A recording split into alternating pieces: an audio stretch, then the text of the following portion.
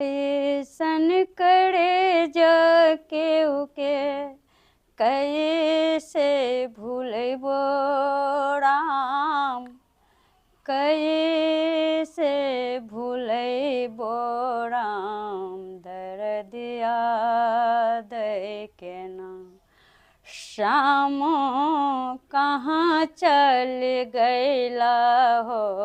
दर्दिया दे के नाम श्याम कहाँ चल गैला हो।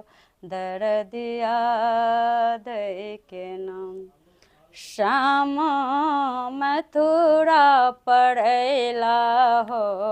दर्दिया दे के नाम श्याम मथुरा पड़ैला हो। दर्दिया दे के नाम श्याम मथुरा पड़ैला हो। श्याम